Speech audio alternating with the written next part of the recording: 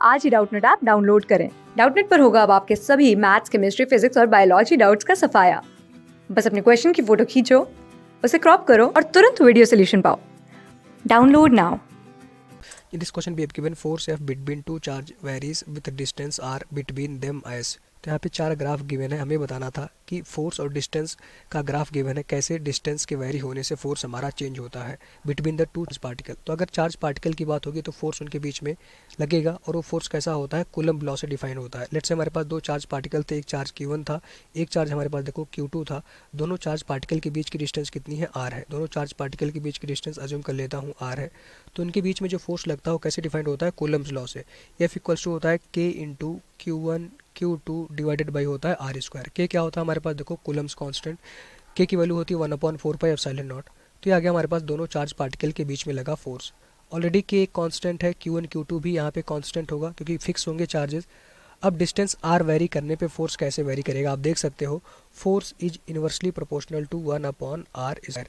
अगर आप r को बढ़ाओगे तो r स्क्वायर की वैल्यू बढ़ेगी और फोर्स हमारा कम होगा। अब ग्राफ आप देख सकते हो, अगर इसका मैं डायरेक्टली ग्राफ बनाऊं तो ऐसे बनेगा, फोर्स और डिस्टेंस r के साथ वेरिएशन, फोर्स और यहाँ पे लेट से y एक्सिस मैंने फोर्स ले लिया, x एक्सिस में डिस्टेंस ले रहा हूँ।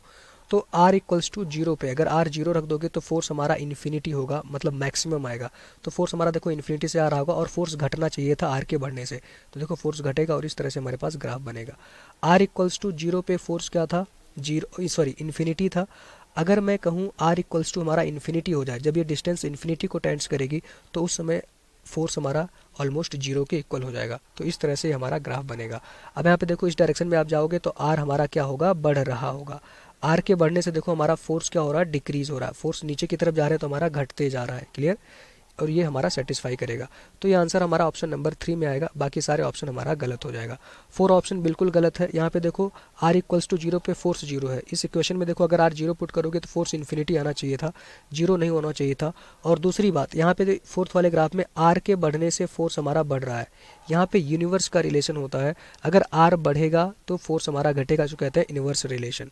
तो ये बिल्कुल गलत बात है। ऑप्शन नंबर 2 भी, यहाँ पे देखो r के बढ़ने से, यहाँ पे देखो अगर r डिस्टेंस बढ़ रहा होगा, फोर्स कम हो रहा है इस ग्राफ में, तो हमें लगता है ये ग्राफ सही होगा, बट ये गलत है क्योंकि हमारा रिलेशन देखो original formula force is inversely proportional to r square है। तो स्ट्रेट लाइन नहीं बनेगी, देखो ये स्ट्रेट लाइन की इक्वेशन है, यहाँ पे r की पावर 2 है तो ये कर्व बनेगा, ये बिल्कुल नहीं होगा। ऑप्शन नंबर 4 में गलत है, फोर्स के बढ़ने से देखो फोर्स सॉरी डिस्टेंस के बढ़ने से फोर्स बढ़ता जा रहा है, जो कि गलत ऑप्शन है। तो राइट आंसर ऑप्शन नंबर 3 होगा। Thank you. क्लास 6 से 12 से लेके नीट, IIT, जेई मेंस और एडवांस के लेवल तक 10 मिलियन से ज्यादा स्टूडेंट्स का भरोसा। आज ही डाउनलोड करें डाउटनेट ऐप या व्हाट्सएप कीजिए अपने डाउट्स 8400 400 400 पर।